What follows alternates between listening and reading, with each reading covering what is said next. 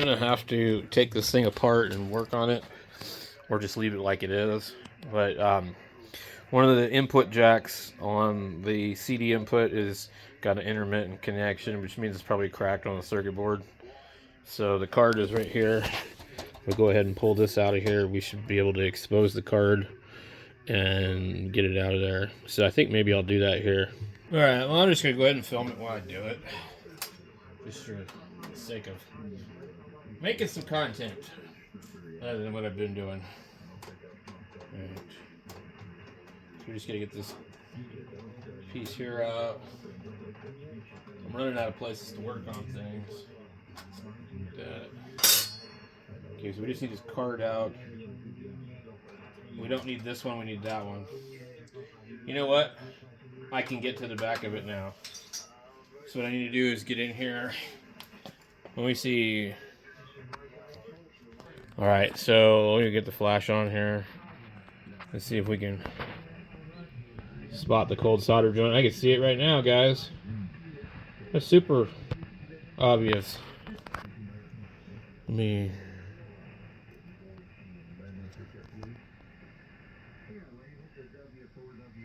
So, yeah, it's completely snapped. So we'll just get in here and solder that bad boy up. And I'm sure that's why this thing was returned. Let's see if we can see any other ones. Yep, we got a bunch of them. They all look bad. I might have to just pull this whole board. But I can definitely see...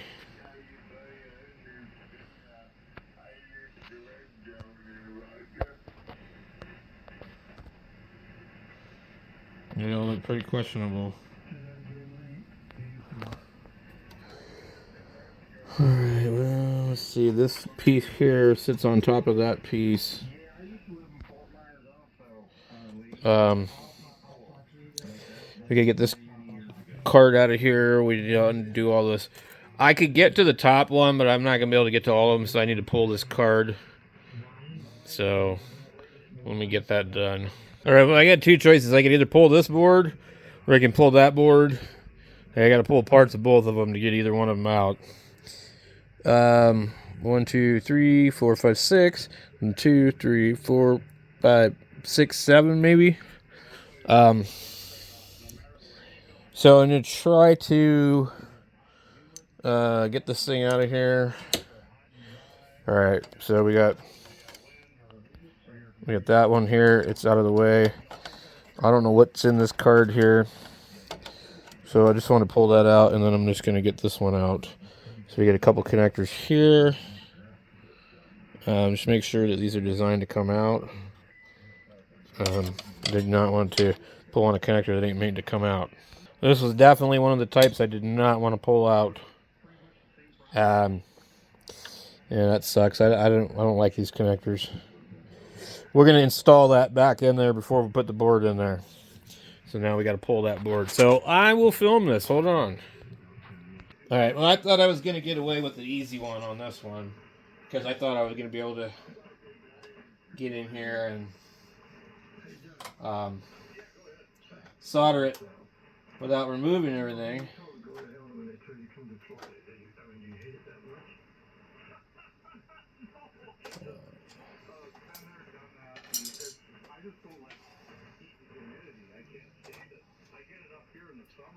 Alright, we put these ones in a separate spot. These screws are pretty tight, and they're in plastic.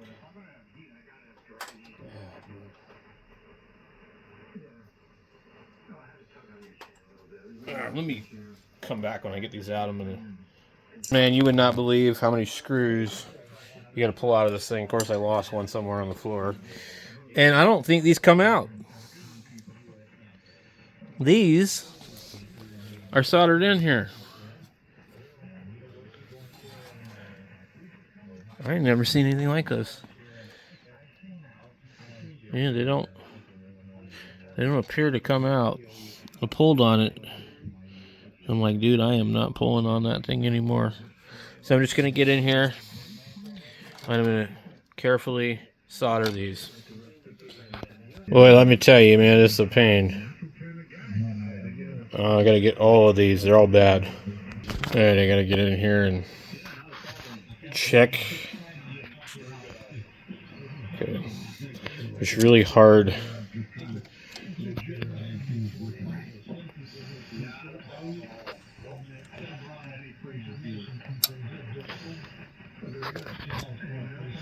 There's a couple more down the bottom.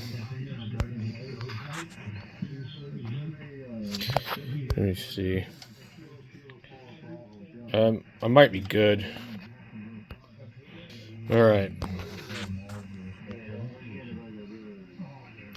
So since you can't pull the board out of here, you gotta reach in here with your iron. You gotta reflow all these.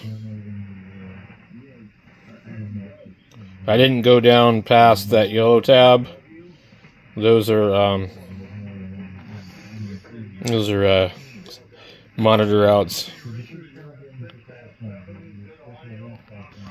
I think we're good, guys. And now to put a million screws back in. This panel doesn't exactly come off all the way. It's a nightmare. But I got it enough to move these and get in there. These have to be unsoldered from the bottom, apparently. I thought they had plugged in, but they don't. Alright, we're going to get it up on the shelf and test it, make sure it works before I put the rest of the covers on it. Should be good. Found the screw that I dropped. So, yeah, this is quite the stereo here, man. We need the fan underneath the bottom for sure. This thing's going to get way too hot. There's nowhere to put a fan inside of it, because of the way it looks on the bottom, though, you'll see. And when I show you the bottom, you'll see why getting a fan on the bottom would be probably no problem. But you need to either just have some external power supply. So I guess what I'll do, I don't know. I really don't want. I don't know. I need to measure, see if we have any usable voltage coming off of any of these, to where we could just run some wires and put a fan on the bottom. Okay, so this is the bottom of it, and that's the PA section, or whatever you want to call it. It's right there. So I just want a fan right there, and that shouldn't be a problem. I just need some wires going in here. Otherwise, I got to have some kind of external power supply. I'd like a fan that would only turn on when the radio itself is on. It's almost like they did it on purpose. So you can't get a 120 millimeter fan to fit. You need something just a little bit different. But anyway, I mean, if you really wanted to, you could put a laptop fan underneath it. There's lots of weird things you could do. But I think this is an 80. This would probably fit pretty good. Just put it right here. Put it right there. And when I figure out which direction this thing is going, out or in, I believe it's blowing out. Depending on which fan has more power, I don't know. So heat rises, so you would probably want to blow air in the bottom, and it would like pressurize this thing and blow it out the back. That's what I think. So you'd constantly have a flow. Anyway, just an idea. Alright, so we're going to compare this one to this one. I just listened to several different CDs on here, and I'm not going to be able to play it for you, but I'm just swapping them. And then I'm going to see if I can find some voltage on this one too. Alright, so I've been blasting it pretty good. It sounds really nice. I've got about 109 degrees on the heat sink. Hang it out like that. I'll show you guys. Alright. 113, 114. And that might be because it's not actually on right now. And the fan is right there, so we're going to get the cover on it. But boy, I tell you, man, this is really a nice stereo if you can find one. I understand there's an SA-DA10 and a 10 and a 20. So I would guess probably 80 watt, 100 watt, and maybe 200. I don't know. But this thing is super nice. I'm honestly not sure if I've heard something that sounded this good. In very low volume, it has lots of low-end power. Lots. Anyway, we got it back together. The only real issue with this is a couple of nicks and dings in it. And the Techniques logo needs to be fished out of here and then fixed or get a new one. But I mean, it could just go right back in. But it's not going to stay there. There's three little pins that are busted off of this one. What I probably would do with this one, since it looks kind of funky, I would probably just leave it off. I could go rob one off of one of these other radios. They seem to be a problem. The logo seems to be a problem. If you look at this one, though, it's kind of different than the rest. And you see that thing got hammered. This one got hammered too. You see how it moves? These are just a pain. They didn't, I don't know what they were thinking. This one's missing. These guys at the thrift stores, they peel these off of here, I think. Just like they take the knobs. This knob here, I missed out on buying one of these stereos for $9. I should have bought it. I pulled the knob off and looked at it because I'd never seen one before. It has a weight inside the knob. It's a plastic knob just like this. We can't pull this one off because I think it's motorized. No, I think these just pull right off. But anyway, so people take these all the time. Yeah, but the one that was right there, the tuning knob, is weighted. So apparently, that's the knob to steal. They can sell it on eBay. So I'll just have to buy another stereo to get that one, and I don't really care. I'll just leave it alone. I might even just 3D print a knob or something. But this one's the only one I have that has everything, but it's missing the logo. So yeah, that logo is a little boogeried. They get hit, and they just get screwed up.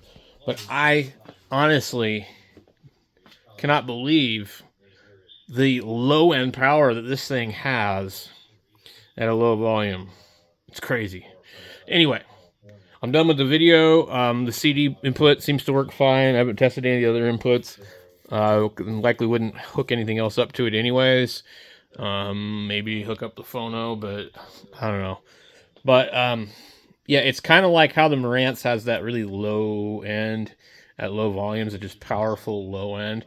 But I would say that this is probably better, and I would really have to A and B them both. But yeah, I do have that A and B speaker thing, which I wonder if you could do speakers in A and B radios.